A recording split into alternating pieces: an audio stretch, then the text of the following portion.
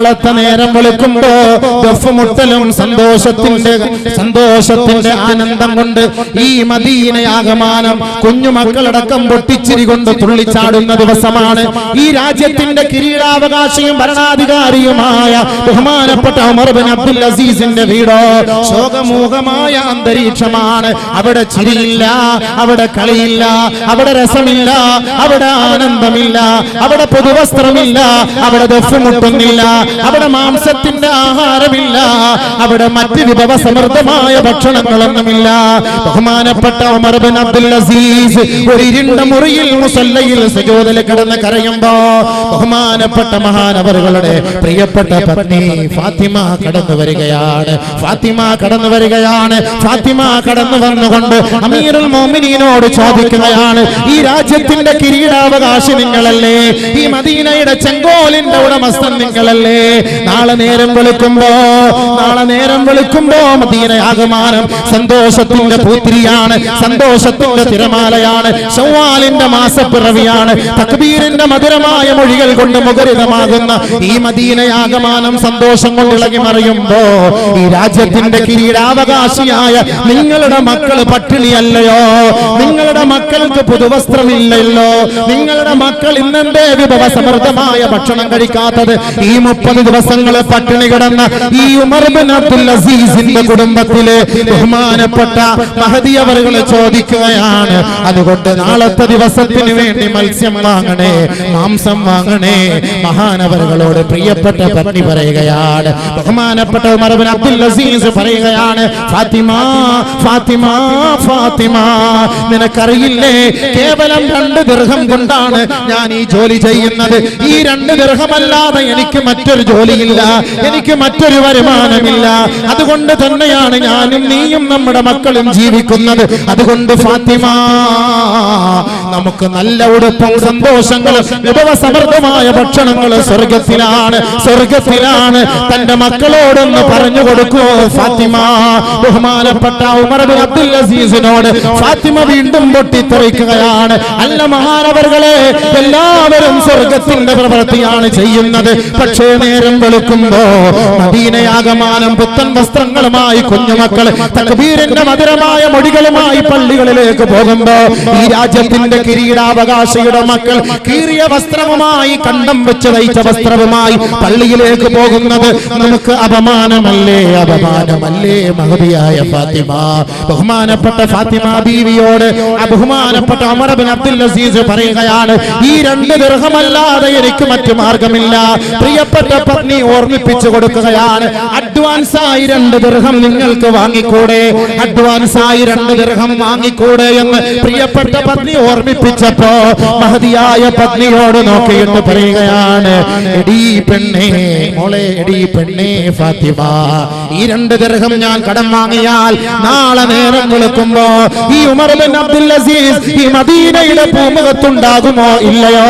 നാളെ നേരം വെളുക്കുമ്പോ ഞാൻ മരിച്ചു പോയാൽ അടുത്ത മാസം ഈ ജോലി ചെയ്ത് പൂർത്തിയാക്കാൻ കഴിയുമോ എന്ന് അല്ലാഹു അല്ലാതെ മറ്റാരും അറിയില്ല ഫാത്തിമ. അതുകൊണ്ട് ഒരിക്കലും ഞാൻ അഡ്വാൻസ് കൈപ്പറ്റില്ല ഫാത്തിമ. അതുകൊണ്ട് മക്കളോട് പറയണേ, സുഖസന്തോഷങ്ങളെല്ലാം സ്വർഗത്തിലാണ്, ബഹുമാനപ്പെട്ട ഉമർ ബിൻ അബ്ദുൽ അസീസ് റളിയല്ലാഹു അൻഹു വേണമെങ്കിൽ ഖജനാവിന്റെ താക്കോൽ അദ്ദേഹത്തിന്റെ കൈകളിൽ കിടന്ന് അമ്മാനമാടുകയാണ്. 2 ദിർഹമല്ല, 5 ദിർഹമല്ല, ആയിരക്കണക്കിന് ദിർഹമിന്റെയും ദിനാറിന്റെയും ഉടമസ്ഥനാകാൻ ബഹുമാനപ്പെട്ട ഉമർ ബിൻ അബ്ദുൽ അസീസിന് കഴിയും. പക്ഷേ നാളെ അർശിന്റെ തണല് ആഗ്രഹിച്ചുകൊണ്ട് കീറിയ കുപ്പായവുമായി, കണ്ടം വെച്ച് തയ്ച്ച കുപ്പായവുമായി പട്ടിണി കിടന്ന് രാജ്യത്തിന് മെഴുകുതിരി പോലെ ഉരുകി വെളിച്ചം പകർന്നു കൊടുത്ത ഉമർ ബിൻ അബ്ദുൽ അസീസ് ആഗ്രഹിച്ചത് സബ്അത്തുൻ യുളില്ലുഹുമുല്ലാഹു ഫീ ളില്ലിഹി യൗമ ലാ ളില്ല ഇല്ലാ ളില്ലുല്ലാഹ്. നാളെ 7 കൂട്ടർക്ക് അല്ലാഹുവിന്റെ തണലല്ലാത്ത ഒരു തണലുണ്ടല്ലോ, ആ തണലിൽ ഒന്നാമനായി ഈ ഉമറിനും എത്തണം ഫാത്തിമ. അതുകൊണ്ട് സാധ്യമല്ല ഫാത്തിമ. ഇമാമുൻ ആദിൽ നീതിമാനായ ഭരണാധികാരി.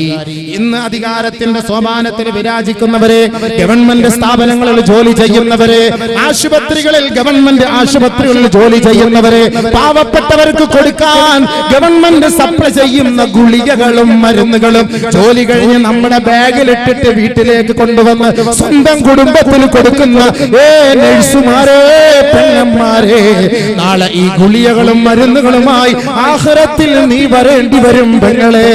സാധുക്കൾക്കുള്ള മരുന്നാണ്, നിന്റെ കുടുംബത്തിന് വേണ്ടിയുള്ള മരുന്നല്ല.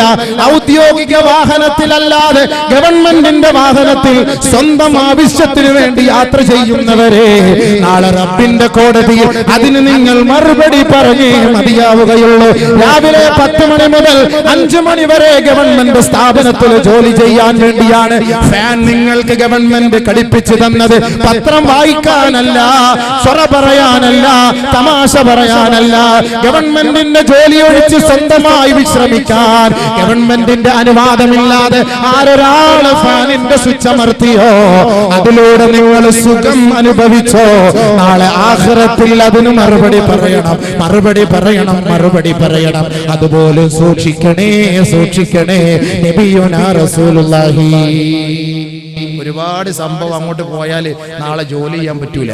അതുകൊണ്ട് ഞാൻ അത് മാത്രം പറഞ്ഞു നിൽക്കുന്നില്ല. അധികാരികൾ വെറുതെ അല്ല അല്ലാഹുവിന്റെ റസൂൽ ഒന്നാമതായിട്ട് പറഞ്ഞത്. ഇമാമുൻ ആദിൽ, നീതിമാനായ ഭരണാധികാരിക്കാണ് അർശിന്റെ തണല്. വെറുതെ ഒന്നും തണല് കിട്ടൂല. അല്ലാഹു നമുക്ക് നസീബാക്കട്ടെ, അല്ലാഹു നമുക്ക് നസീബാക്കട്ടെ. ഗവൺമെന്റിന്റെ ഓഫീസിൽ നിന്ന് വെള്ള പേപ്പർ എടുത്തിട്ട് ഭാര്യയ്ക്ക് ലവ് ലെറ്റർ എഴുതാന്ന് പറഞ്ഞാൽ നാളെ ഈ വെള്ള പേപ്പറായിട്ട് ആഖിറത്തിൽ വരണം. ഇവർക്ക് ആദിലായ ഭരണാധികാരി എന്ന് പറയാനൊന്നും പറ്റൂല. അടിച്ചു മാറ്റിയവൻ അടിച്ചു മാറ്റിയ സാധനമായിട്ട് വരണം. എനിക്ക് ഒരുപാട് ഹദീസ് ഉണ്ട്, അങ്ങോട്ട് കയറിയാൽ അത് മാത്രം തന്നെയായിരിക്കും എന്റെ വിഷയം. വേറെ അങ്ങോട്ട് കുറക്കാൻ പറ്റൂല. കുറെ പറയാനുണ്ട്, കുറെ വിഷയം പറയാനുണ്ട്. അല്ലാഹു തആല നല്ല നിലയിൽ മനസ്സിലാക്കാനും ആദിലായ ഭരണാധികാരിയായി ജീവിച്ചു മരിക്കാനും അല്ലാഹു അധികാരികൾക്ക് തൗഫീഖ് നൽകട്ടെ. അതിനുവേണ്ടി നമ്മൾ ജമാഅത്ത് കമ്മിറ്റിക്കാരും ഭാരവാഹികളും ഒക്കെ പരിശ്രമിച്ചോ. ഇല്ല എങ്കിൽ നാളെ റബ്ബിന്റെ കോടതിയിൽ നാണം കെട്ടി നിൽക്കേണ്ടി വരും, തലകുനിച്ച് നിൽക്കേണ്ടി വരും. വലൗ തറാ ഇദിൽ മുജ്രിമൂന നാകിസൂ റൂസിഹിം ഇൻദ റബ്ബിഹിം റബ്ബനാ അബ്സർനാ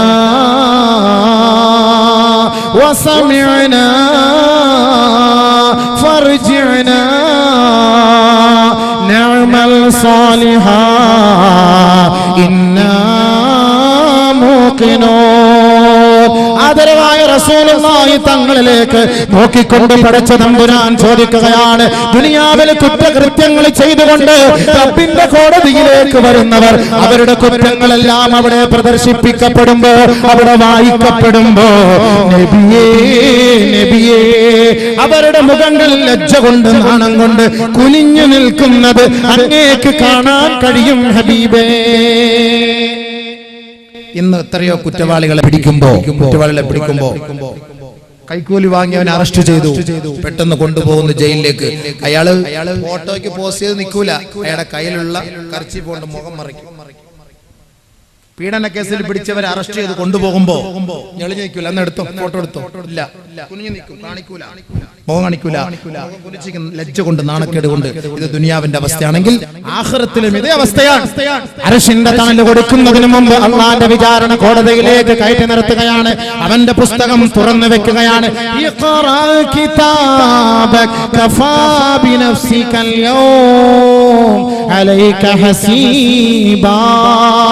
ഇത് നിന്റെ ഗ്രന്ഥമാണോ?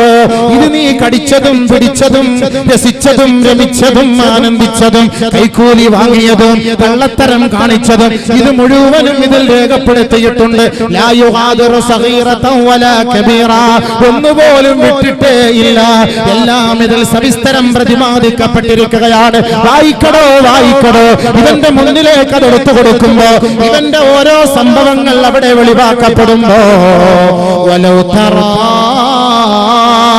ഇതിൽ മുജ്രിമൂൻ നാകിസൂസിഹിം ഇൻദ റബ്ബിഹിം. അല്ലാഹുവിന്റെ കോടതിയുടെ മുന്നിൽ അവർ തലകുനിച്ചുകൊണ്ട് പ്രാർത്ഥിക്കുകയാണ്. ഇന്ന് പോലീസിന്റെ കാല് പിടിക്കുന്നത് പോലെ, ഗവൺമെന്റിന്റെ കാല് പിടിക്കുന്നത് പോലെ, യമാനെ ഒന്ന് രക്ഷിക്കണേ, രാഷ്ട്രീയക്കാരന്റെ കാല് പിടിച്ചുകൊണ്ട് യാചിക്കുന്നത് പോലെ ഒന്ന് രക്ഷിക്കണേ, ഒന്ന് രക്ഷിക്കണേ.